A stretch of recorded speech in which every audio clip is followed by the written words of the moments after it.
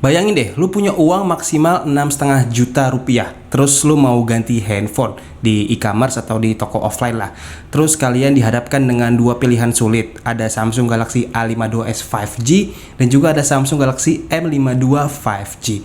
Ini hampir mirip keduanya. Kalau mau yang baterai lebih besar bisa pilih yang M52 5G, bahkan lebih murah juga. Tapi kalau misalkan mau yang lebih canggih bisa pilih A52s 5G. Nah, gimana kalau misalkan dihadapkan dengan dua pilihan kayak gitu? Bingung kan?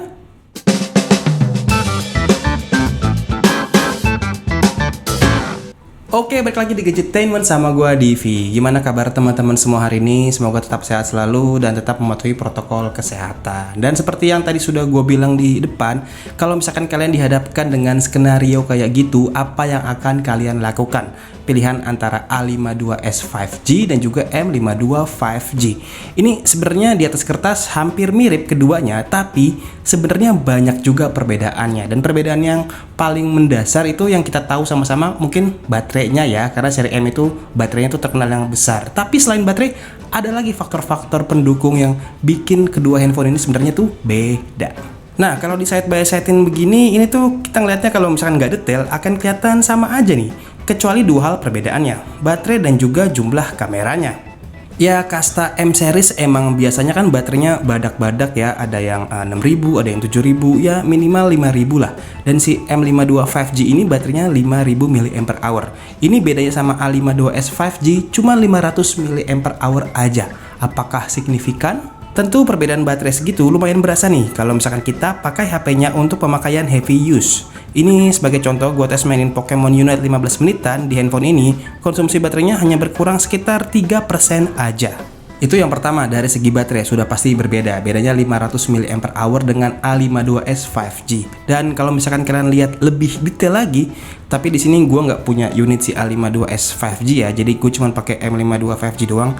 Sebenarnya layout kameranya ini serupa tapi tak sama. Ada yang hilang gitu di sini terutama dibanding si A52s 5G. Di Samsung Galaxy M52 5G ini punya konfigurasi triple kamera. Ingat, triple kamera. Main kameranya itu 64 megapiksel, ultra wide kameranya 12 megapiksel, dan juga ada lensa makro kamera 5 megapiksel.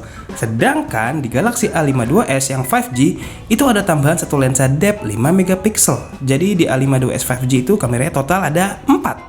Apakah dengan ketiadaan satu lensa tambahan di sini dibanding di A52s 5G akan berpengaruh banget? Mungkin akan sedikit jadi deal breaker ya, karena di sini yang hilang tuh lensa depth, sedangkan di A52s 5G lengkap semua. Ini Samsung pinter nih, kalau misalkan kamera makronya yang dihilangin, mungkin akan nggak terlalu gimana-gimana, karena seberapa sering orang moto dalam jarak dekat kayak begini kan. Jadi kalau misalkan ini depth, orang akan lebih cenderung beli yang ini. Makanya ini dikasih makro aja, depthnya hanya ada di sana. Walaupun ini tetap bisa motret bokeh ya, tapi cuman software aja, nggak ada lensa tambahannya gitu sih. Dan dengan ketiadaan lensa ini juga, gap 1,5 juta antara A52s 5G dan juga M52 5G ini menurut gua jadi gimana ya, agak timpang gitu. Tapi apakah dengan beda 1,5 juta tanpa ada satu kamera tambahan ini akan berpengaruh banyak? Enggak juga, ada faktor tambahan yang lainnya. Akan gue sebutin satu persatu juga. Terus kalau misalkan kita coba lihat sedikit keseluruhan dimensi dari si Galaxy M52 5G ini lagi-lagi sepintas mirip banget. Bahasa desainnya malah bisa gue bilang 11-12 lah. Tapi ternyata di sini banyak perbedaan yang lumayan signifikan loh. Salah satunya dari sektor audio. Di Samsung Galaxy M52 5G ini, semburan audionya hanya dari single speaker yang ada di bagian bawahnya ini nih. Terus di bagian earpiece-nya ini nggak dihitung ya, karena emang cuma bisa buat nelpon aja. Dan untuk konektivitas audionya, lubang jack 3,5 mm tuh hilang di sini, harus absen. Kalian cuma bisa ngandelin port USB Type-C sebagai interface audio tambahan. Malah nggak disertain di paket penjualannya, cuma ada charger sama kabelnya doang tuh. Sedangkan di A52s 5G ini berbanding terbalik, speakernya udah stereo dan masih ada jack audio 3,5 mm-nya. Udah gitu, di sana itu masih ada sertifikasi IP67. Yang ini udah jelas anti air, sedangkan di sini belum. Dan sampai sini udah mulai sedikit tercerahkan kan, sedikit kebuka gitu. Kalau perbedaan 1,5 juta antara dua handphone ini tuh gak cuma itu aja. Kalau misalkan kita lihat bagian audionya kayak yang tadi gue bilang, Ini lumayan berasa sih. Ini cuma single speaker, A52s 5G double speaker atau stereo. Terus di sini juga nggak ada jack audio, di sana ada.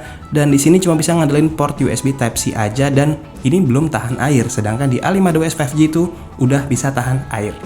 Oke, kita bahas lagi. Masih banyak nih, nggak cuma dari sektor yang tadi gue sebutin aja. Masuk ke sektor layar. Nah, di sini lagi-lagi Samsung ngasih ilusi seolah-olah layar dan teknologi yang dipakai di handphone itu sama kayak A52s 5G. Tapi kalian tahu nggak, di Samsung Galaxy M52 5G ini, teknologi layar yang dipakai ini Super AMOLED Plus. Ini secara positioning harusnya sih ada sedikit perbedaan dibanding A52s 5G ya, nggak sama-sama banget lah. Terus sama-sama pakai refresh rate 120Hz juga nih.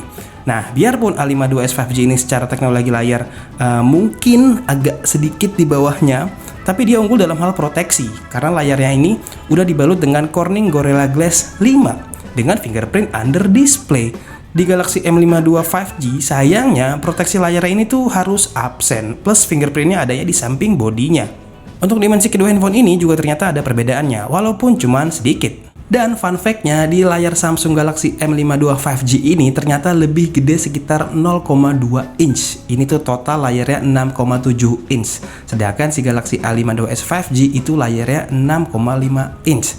Secara layar oke, lebih gede, tapi secara kerapatan layar di sini bisa dibilang tingkat kerapatan layarnya nggak sebagus di A52s 5G, walaupun kecil dan nggak terlalu signifikan lah. Tapi mungkin aja itu jadi deal breaker buat orang-orang yang pengen layar lebih tajam kalau misalkan beli handphone.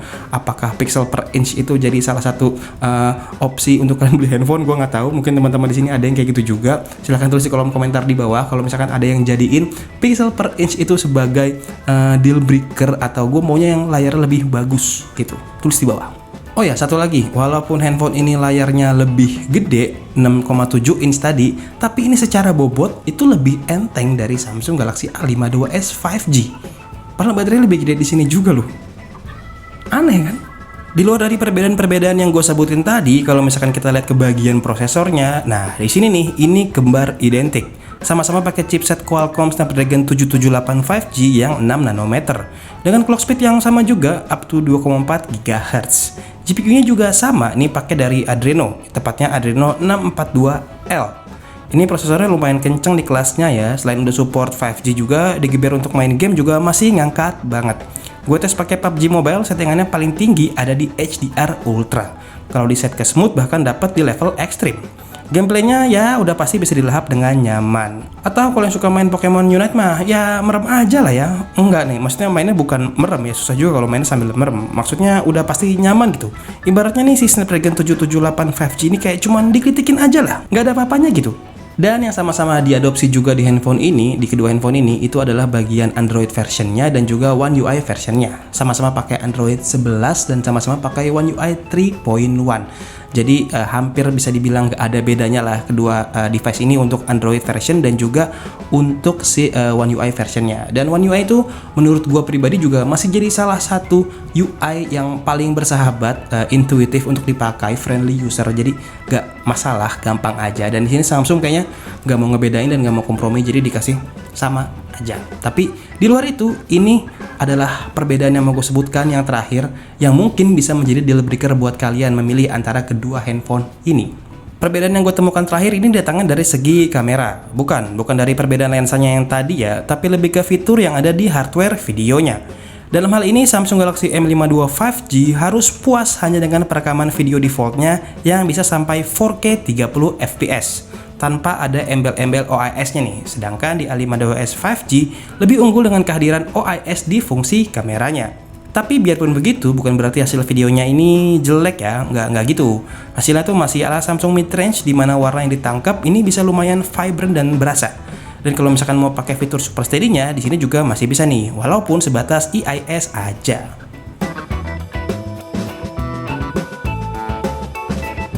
Seenggaknya ini menurut gue pribadi ya, sebagai seorang konten kreator punya sebuah smartphone yang lensanya itu sudah dibekali dengan OIS, menurut gue itu jadi poin plus dibanding hanya IIS aja. Jadi kita bisa pakai buat syuting, perekaman video sambil bergerak dengan smooth dan lancar.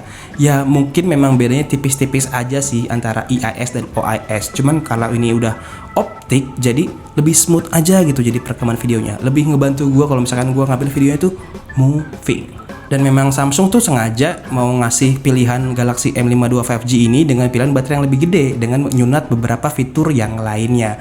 Jadi kalau misalkan disuruh milih budget 6,5 juta, kalian sudah tahu nih bakal milih yang mana. Kalau mau yang lebih murah dan fungsional bisa pilih M52 5G. Tapi kalau mau yang lebih keren, lebih advance gitu bisa pilih A52s 5G.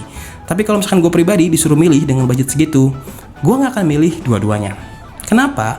Karena gue akan milih Samsung Galaxy S20 FE yang harganya udah mirip, udah sama, tapi dapat prosesornya lebih kencang, dapat flagship, walaupun flagship sekitar 1 tahun lalu ya. Dan semua desain juga lebih oke, dan itu kelas S series. Itu kalau misalnya pilihan gua gitu. Tapi ini pilihan gua ya, teman-teman mau ngikutin terserah. Itu duit kan duit teman-teman, bukan duit gue gitu. Oke. Jadi cukup sekian video kali ini, sampai ketemu di video berikutnya. Jangan lupa di like, di subscribe, di komen, dan di share. Divi pamit, sampai ketemu di video berikutnya. Bye.